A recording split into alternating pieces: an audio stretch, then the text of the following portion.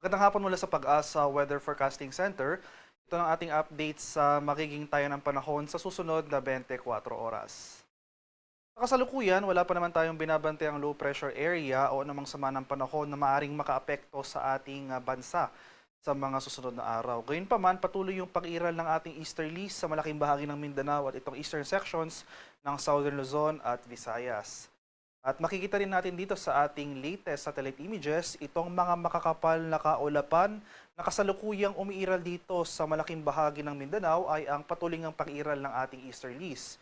So patuloy pong paalala sa ating mga kababayan, particular na sa Southern Mindanao, na naapektuhan or nasalanta nung nagdaang lindol, na patuloy po tayong maghanda at maging alerto sa mga banta ng rainfall-induced landslides dahil inaasahan natin na sa mga susunod na oras ay makakaranas tayo ng mataas na tsansa ng mga malalakas at mga tuloy-tuloy na pag-ulan na dulot ng easterlies. Meanwhile, for Metro Manila at nalalabing bahagi ng ating bansa, magpapatuloy itong maaliwalas sa panahon bukas. Pero ngayong hapon hanggang mamayang gabi, nandyan pa rin yung mga tsansa ng mga biglaan at panandaliang pag-ulan na dulot ng localized thunderstorms. So makikita natin dito sa ating latest satellite images, no, itong mga kaulapan sa may Luzon at Visayas.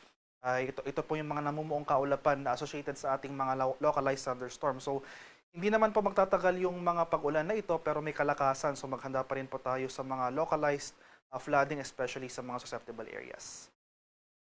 At para naman sa magiging lagay ng ating panahon bukas dito sa Luzon, so for Metro Manila and most of Luzon, makakaranas tayo ng generally fair weather, bahagyang maulap hanggang sa maulap na papawirin. Pero nandiyan pa rin yung mga tsansa ng mga isolated rain showers or localized thunderstorms. So yung mga pag-ulan na dulot ng thunderstorms na ito, kadalasang nagsisimula bandang hapon hanggang sa gabi.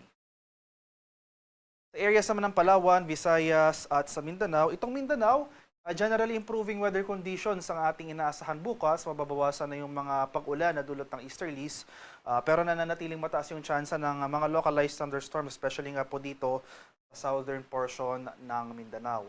So for Palawan and Visayas, magpapatuloy rin itong generally fair weather hanggang bukas. Wala po tayo inaasahang mga sustained at mga tuloy-tuloy pag-ulan. Pero nandyan pa rin yung mga banta ng localized flooding at dulot nga ng mga malalakas at mga panandaliang thunderstorms na kadalasan nangyayari sa dakong hapon hanggang sa gabi.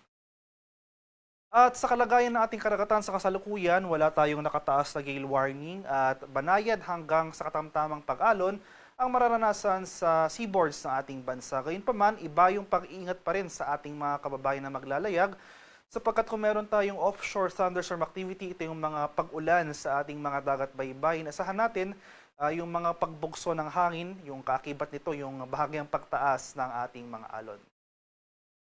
At para naman sa ating 3-day weather outlook sa mga piling lugar ng ating bansa, simula sa araw ng Lunes hanggang sa Miyerkules, so for most of Luzon, Metro Manila, Baguio, and Legazpi, magpapatuloy yung epekto ng easterly sa may Bicol region. Wala pa tayong inaasahang mga sustain na mga pag-ulan, yung mga usual lamang na afternoon to evening na mga rain showers or thunderstorms. So in short, generally fair weather po ang ating inaasahan sa Luzon sa mga araw na ito.